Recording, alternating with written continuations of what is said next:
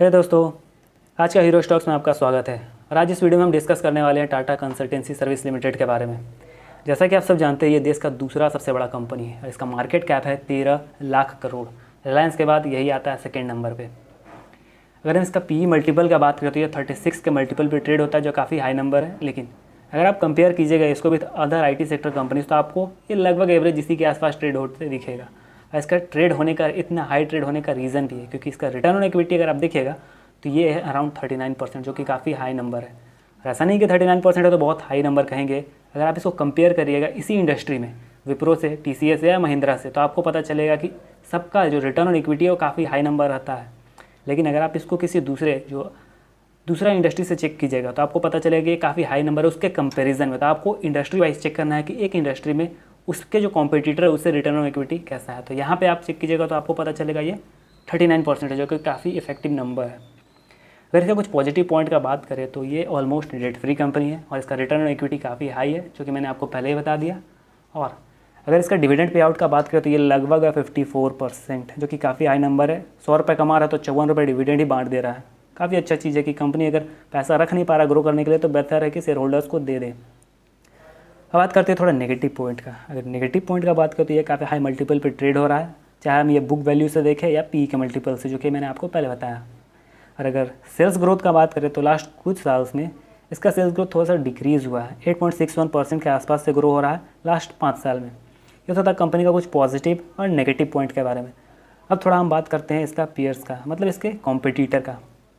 अगर इसके कॉम्पिटिटर का बात करें तो इसका डायरेक्ट कॉम्पिटिटर है इन्फोसिस, विप्रो, HCL, टेक महिंद्रा, L&T इन्फोटेक, माइंट्री, ये सब इसका कॉम्पिटिटर है। लेकिन अगर कंपैरिजन करें मार्केट कैप के हिसाब से तो ये है लगभग 13 लाख करोड़ और इसका जो सेकेंड नंबर पे आता है इन्फोसिस, हुआ 7 लाख करोड़, मतलब आधा पे है। बाकी सब कंपनी तो और आधा पे है, तो बहुत ज़्यादा डिफरेंस है कंपटीशन में देखा जाए तो ओवरऑल TCS लीड करता है पूरे के पूरे IT सेक्टर को मार्केट कैप के हिसाब से। ये तो था कंपटीशन के हिसाब से कि किस तरीके से कर रहा है। अगर आप रिटर्न ऑन कैपिटल एम्प्लॉयड भी चेक कीजिएगा तो सबसे ज़्यादा रिटर्न ऑन कैपिटल एम्प्लॉयड भी TCS का ही है। मतलब अपने ओवरऑल जितना कैपिटल आप उसमें इन्वेस्ट कर रहे हैं उसमें सबसे ज़्यादा रिटर्न देने का कैपेसिटी TCS के पास ही है, 48%, जो कि सबसे हाई नंबर है। दूर दूर तक कोई कॉम्पिटिटर ही नहीं है। अब हम बात करते हैं कंपनी का थोड़ा क्वार्टरली रिजल्ट का। अगर लास्ट 12 क्वार्टर का बात करें तो कंपनी का सेल्स कंटिन्यूअस इंक्रीजिंग ट्रेंड में है। थोड़ा बहुत डिक्रीज़ हुआ कोविड के वजह से, लेकिन फिर वो ट्रेंड पॉजिटिव में था और बढ़ता चला गया। अगर दिसंबर 2018 का बात करें तो वो था 37,000 करोड़, जो कि सितंबर 2021 आते आते 46,000 करोड़ हो गया। तो ट्रेंड पॉजिटिव आपको दिख रहा है, साल दर साल आपको बढ़ता दिखेगा। तो यहाँ से हमको पता चलता है कि कंपनी का सामान बिक रहा है। खैर यहाँ सामान नहीं है, यहाँ ये सर्विस बेच रहे हैं। तो सेल्स ग्रो कर रहा है और काफ़ी अच्छे तरीके से ग्रो कर रहा है। तो हम चेक करते हैं कि क्या वो जो सेल्स ग्रो कर रहा है वो प्रॉफिट में कन्वर्ट हो रहा है या नहीं। तो OPM का अगर बात करें तो ये लगभग मेंटेन्ड है 26 to 28% के बीच में। अभी हाल फिलहाल में कुछ क्वार्टर में इंक्रीज़ किया है। और अगर प्रॉफिट का बात करें तो प्रॉफिट भी पॉजिटिव में दिसंबर 18 में 8,000 करोड़ था, जो अभी बढ़ के हो गया है लगभग 9,600 करोड़ के आसपास। तो नेट प्रॉफिट भी काफ़ी अच्छे तरीके से बढ़ा है कंपनी का। ये तो था क्वार्टरली बेसिस पे। अब हम बात करते हैं अर्ली बेसिस पे कि पिछला 10-11 साल में कैसा परफॉर्म किया है कंपनी। अगर 2010 का बात करें तो उस समय इसका सेल्स था मात्र 30,000 करोड़ और अभी ये लगभग 1,64,000 करोड़ के आसपास, मतलब 5 गुना, लगभग 5.5 गुना अपना सेल्स को इंक्रीज़ कर लिया है इन 10 सालों में। अब हम चेक करते हैं कि क्या कंपनी जो सेल्स जनरेट कर रहा है उससे प्रॉफिट उसको हो रहा है या नहीं। अगर ऑपरेटिंग प्रॉफिट मार्जिन का बात करें, मतलब ऑपरेट करने के बाद कितना उसको पैसा आ रहा है, मतलब अगर ऑपरेट कर रहा है 100 रुपये का तो उसमें से 28 रुपये उसको प्रॉफिट आ रहा है। OPM से ये मतलब है। तो पहले होता था 28%, फिर थोड़ा सा बढ़ा, फिर देखेंगे तो हमको पता चलता है कि कंपनी का OPM मेंटेन्ड है 27 to 28% का बीच में। पिछला 10 साल में कॉन्स्टेंट इसी के आसपास रिवॉल्व कर रहा है। अगर प्रॉफिट का बात करें तो वो है कंटिन्यूअस इंक्रीजिंग ट्रेंड में। आपको पता चल जाएगा कि 7,000 करोड़ का नेट प्रॉफिट था 2010 में, वो एग्जैक्टली लगभग 5.5 गुना हुआ है, लगभग 5 गुना के आसपास हुआ है। 7,000 था तो 5 करेंगे तो 35,000 के आसपास होना चाहिए था, लगभग उसी के आसपास इसका नेट प्रॉफिट है। मतलब जिस रेट से इसका सेल्स ग्रो कर रहा है उसी रेट से इसका प्रॉफिट भी ग्रो कर रहा है। थोड़ा सा कम है लेकिन लगभग उसी के आसपास है। ये तो था कंपनी का प्रॉफिट एंड लॉस डेटा। अब थोड़ा बात करते हैं कंपाउंडेड सेल्स ग्रोथ का। तो अगर TCS का बात करें तो लास्ट 10 साल में इसका कंपाउंड किया सेल्स ग्रोथ 16% और लास्ट 5 साल का 9%। मतलब पहले जिस रेट से इसका सेल्स ग्रो कर रहा था अभी थोड़ा सा स्लो हो गया, हमको यहाँ ये देखने से पता चलता है।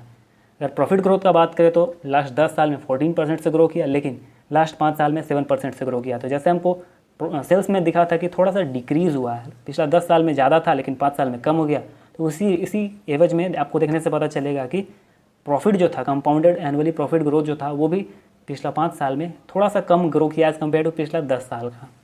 अब बात करते हैं रिटर्न ऑन इक्विटी का। तो रिटर्न ऑन इक्विटी तो इसका 35% प्लस है, जो कि काफ़ी इफेक्टिव नंबर मुझे लगता है।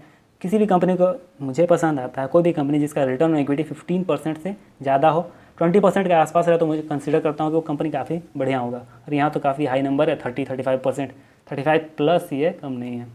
ये तो था कंपनी के बारे में थोड़ा सा डेटा। अब हम चेक करते हैं थोड़ा सा कैश फ्लो के बारे में कि क्या कंपनी जो प्रॉफिट जनरेट कर रहा है उसको कैश में कन्वर्ट कर पा रहा है या नहीं। अगर पिछला 10 साल का डेटा देखें तो कंपनी लगभग 7,000 का 2010 में जनरेट किया कैश, पैसा उसके हाथ में आया 7,000 करोड़ के आसपास। तो 5,000 वो इन्वेस्टिंग में लगाया और 2,000 वो डिविडेंड पे किया। कंपनी के पास कर्जा नहीं है, तो वो जो कैश फ्रॉम फाइनेंसिंग एक्टिविटीज़ में आपको जितना नेगेटिव दिख रहा है वो सारा डिविडेंड बांटा है कंपनी। अगर उसको रिजर्व रखता अपने पास तो बहुत ज़्यादा पैसा हो जाता कंपनी के पास। और पैसा आपको कहाँ दिखता? पैसा आपको दिखता रिजर्व एंड सरप्लस में। जैसे आपको यहाँ पे दिखेगा रिजर्व एंड सरप्लस में कैसे इंक्रीज़ किया है। 18,000 करोड़ था, जो अभी बढ़ के हो गया है लगभग 96,000 करोड़ के आसपास। 12×96, मतलब 8 गुना इसका रिजर्व बढ़ गया है।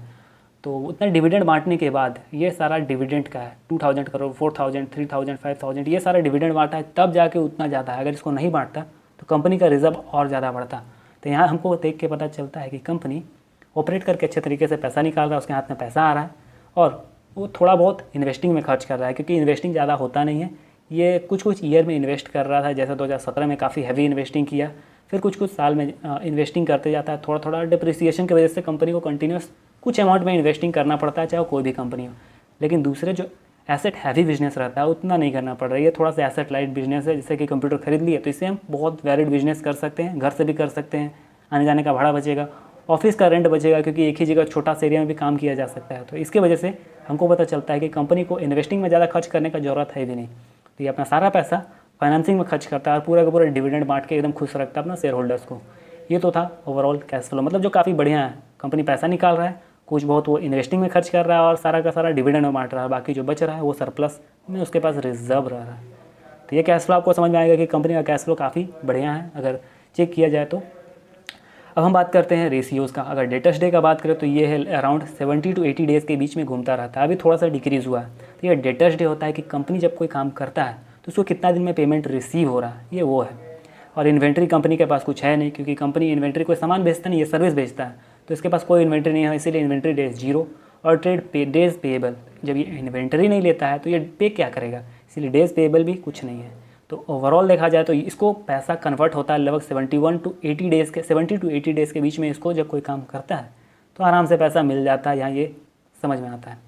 तो ये तो था ओवरऑल रेशियोज़ के बारे में। अब थोड़ा सा बात करते हैं शेयर होल्डिंग पैटर्न।